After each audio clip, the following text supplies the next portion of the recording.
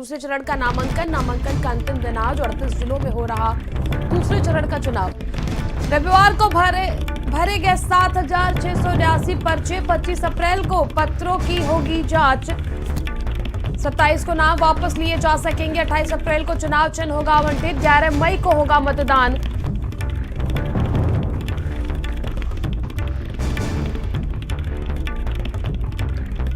25 अप्रैल को पत्रों की जांच होगी।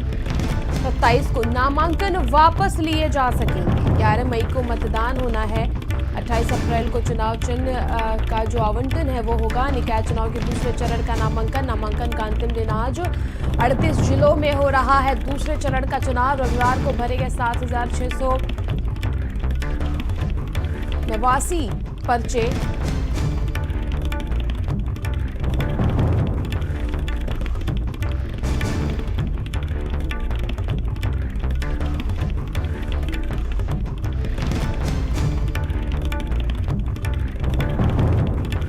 सहयोगी अलग अलग जनपद से हमारे साथ जुड़ चुके हैं। संवाददाता विवेक इस वक्त हमारे साथ कानपुर से जुड़ चुके हैं। वेद प्रकाश पाठक इस वक्त हमारे साथ अम्बेडकर नगर से जुड़ चुके हैं। सबसे पहले हम आपके पास रुख करेंगे विवेक, किस प्रकार से निकाय चुनाव को लेकर तैयारियां जारी है?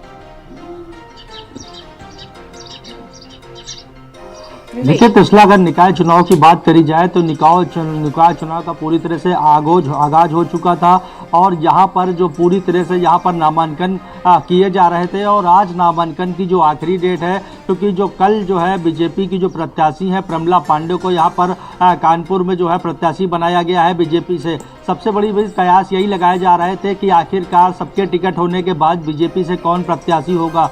तो यहाँ पर भी जो है जो पूर्व प्रत्याशी यहाँ पर थी प्रमला पांडे, जो यहाँ पर मेयर रह चुकी हैं, यहीं पर उनको फिर से जो है एक बार टिकट दिया गया है और यहाँ पर आज उनका नामांकन कराया जाएगा। आज 11 बजे लगभग यहाँ से उनका जो है विजय स्वरूप पार्क से जुलूस उठेगा और वो जुलूस यहाँ से उड़कर सीधे जो है नगर निगम जाएगा। इसी तरह से जो सपा के जो विधायक अमिताभ वाजपेयी हैं, उनकी पत्नी वंदना वाजपेयी हैं, जो यहाँ पर सपा से चुनाव लड़ रही हैं, उम्मीदवार उनको बनाया गया और उनका भी जो है 1 बजे यहाँ पर जो है जुलूस उठेगा और वो भी नामांकन कराने जाएंगे। तो यहाँ पर पूरी तरह से नामांकन की प्रक्रियाएं हो चुकी हैं और आज आखिरी दिन है, तो जो लास्ट प्रोसीजर होता है वो भी आज सारे प्रत्याशी यहाँ पर जाकर पूरा करा लेंगे और उसके बाद से जो दौर है डोर टू डोर का, वहाँ पर जाना शुरू करेंगे, लोगों से मिलना शुरू करेंगे। क्योंकि ये जो कानपुर का चुनाव है इस बार बहुत ही अच्छा चुनाव होने वाला है, बहुत ही कांटे की टक्कर होने वाली है, क्योंकि यहाँ पर जो प्रत्याशी उतारे गए हैं, बात करी जाए कांग्रेस की जो आसनी अवस्थी हैं वो भी यहाँ पर दम भर रही है और यहाँ पर वंदना वाजपेयी हैं सपा से, वो भी दम भर रही है और बीजेपी से महापौर प्रमला पांडे जो एक बार रह चुकी हैं और दोबारा उनको मौका दिया गया है। तो यहाँ पर तीनों ही जो प्रत्याशी हैं वो ब्राह्मण प्रत्याशी हैं। तो यहाँ पर पूरी जो लड़ाई है वो कांटे की लड़ाई देखने को मिलेगी। तृष्णा, बिल्कुल। देखिए हमारे सहयोगी संजय भी लखनऊ से हमारे साथ जुड़ चुके हैं। संजय, किस प्रकार से जो तैयारियों का दौर है, जो चुनावी तैयारियों का दौर है, जीत सुनिश्चित करने का दौर है निकाय चुनाव में, वो जारी है? बिल्कुल तृष्णा, मैं बताऊं कि दूसरे चरण के नामांकन का आज अंतिम दिन है और अंतिम दिन पूरी तरीके से सभी दल अपनी अपनी ताकत झोंक रहे हैं और इसमें आज बीजेपी के जो सीनियर लीडर हैं, चाहे मुख्यमंत्री योगी आदित्यनाथ की बात करें, दोनों डिप्टी सीएम केशव प्रसाद मौर्य या ब्रजेश पाठक की बात करें, तमाम सीनियर मंत्री जो सरकार के हैं उनकी बात कर लें, सभी नामांकन के लिए पहुंचेंगे। नामांकन में अपने कैंडिडेटों के साथ उनकी ड्यूटी लगाई गई। पहले ही तय कर दिया गया था कि नामांकन के लिए जो सीनियर मिनिस्टर हैं वो नामांकन में साथ में जाएंगे। आपने लखनऊ में भी देखा होगा जिस तरीके से बीजेपी के कैंडिडेट ने नामांकन किया, तो वहां पर ब्रजेश पाठक और सुरेश खन्ना सीधे तौर पर नामांकन करवाने पहुंचे हुए थे। तो आज नामांकन के दौर पे भी कहीं ना कहीं सीनियर जो मिनिस्टर्स हैं उनकी ड्यूटी है और साथ ही साथ मुख्यमंत्री योगी आदित्यनाथ की निकाय चुनाव को लेकर के आज जनसभाओं की शुरुआत भी देखने को मिलेगी। तो बेहद गंभीरता के साथ निकाय चुनाव कैसे जीता जाए इस पर पूरी तरीके से बीजेपी ने फोकस करके रखा हुआ है और यही वजह है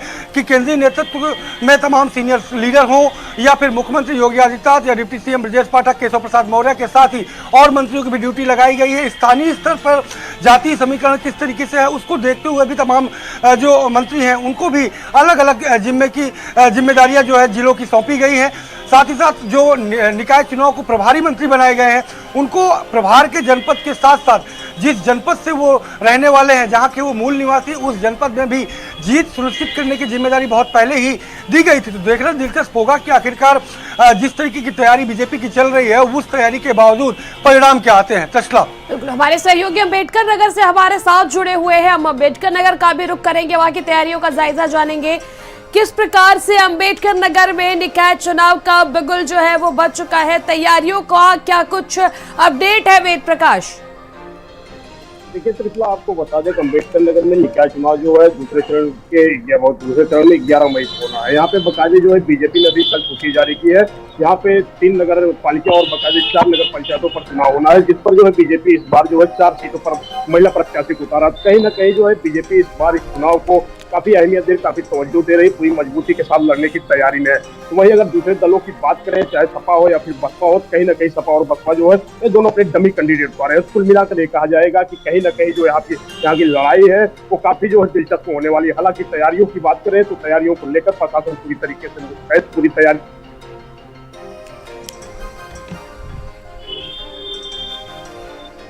और मैं सहयोगी लोकेश इस वक्त गाजियाबाद से हमारे साथ जुड़ चुके हैं। हम गाजियाबाद का भी रुख करेंगे, वहां की तैयारियों का जायजा जानेंगे।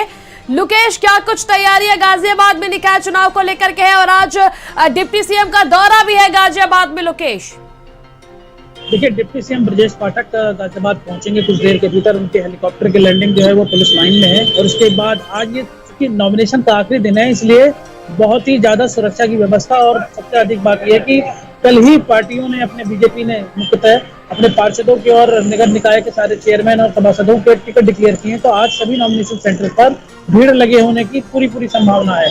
तो इस वक्त हम जो है एक गाजियाबाद के डिस्ट्रिक्ट जो कलेक्ट्रेट है उसके बाहर खड़े हैं, जहाँ मेयर के नॉमिनेशन होगा। इस नॉमिनेशन से पहले अगर बीजेपी की बात करें तो ब्रजेश पाठक क्योंकि खुद यहाँ पर पहुंच रहे हैं, और यहाँ पहुंचने के साथ साथ वो एक रथ यात्रा निकाले जाएंगे, और रथ यात्रा निकालकर इस नॉमिनेशन सेंटर तक पहुंचा जाएगा। तब सुनीता दयाल जो कि बीजेपी की कैंडिडेट है मेयर की, वो नॉमिनेशन फाइल करेंगी। इसके अलावा आज ही समाजवादी पार्टी की जो पूनम यादव हैं वो भी नॉमिनेशन फाइल करने आएंगी। कांग्रेस की भी प्रत्याशी जो है वो नॉमिनेशन फाइल करने आएंगी। लेकिन अभी तक बीएसपी ने कोई भी मेयर कैंडिडेट नहीं उतारा है। तो ये माना जा रहा है कि एक तरीके से बीएसपी ने अपने जो वोटर्स हैं उनको एक जो कैडर वोट्स हैं उनको एक वॉक थ्रू दिया है दूसरी पार्टियों के लिए कि वो आए और अपना चुनाव लड़ लें। कि कुछ सभासदों के टिकट को लेकर तमाम आरोप लगे बीएसपी का। कल जब टिकट की घोषणा हुई उसके बाद ही बीजेपी में भी इस बात को देखा गया कि अलग अलग जगहों पर लोगों ने प्रदर्शन किया। उनका कहना था कि जो कार्यकर्ता है उनको अनदेखी की गई, दूसरे लोगों को टिकट दे दिए गए, और इस टिकट को लेकर तमाम तरीके के आरोप लगे, पैसे से लेकर के सामाजिक प्रतिष्ठा तक के जिनकी खराब है उनको भी टिकट दिए जाने की बात कही गई। फिलहाल सुरक्षा की बात करें तो आज डिप्लॉयमेंट पुलिस का बहुत ज्यादा है, क्योंकि 11 बजे से 3 बजे तक नॉमिनेशन जो है वो फाइल किया जाएगा। क्योंकि आज कई सारे ऐसी सीटें हैं जहां पर नॉमिनेशन आएंगे, इसलिए ये तरीका रखा गया है कि 3 बजे तक जो भी कमरे के अंदर मौजूद होगा उसके बाद कमरे को लॉक कर दिया जाएगा, और जितने भी नॉमिनेशन होंगे चाहे वो शाम के 6 या 7 बजे तक हो, नॉमिनेशन की पूरी प्रक्रिया कराई जाएगी।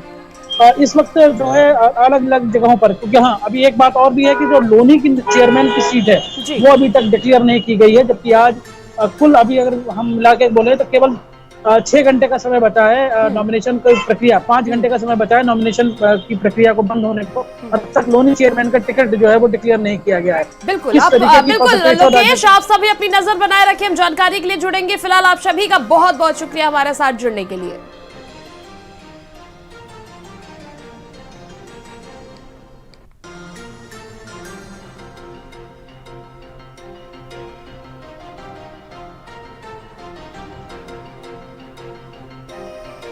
और प्रयागराज उमेश पाल मर्डर केस से जुड़ी खबर, गुड्डू मुस्लिम तक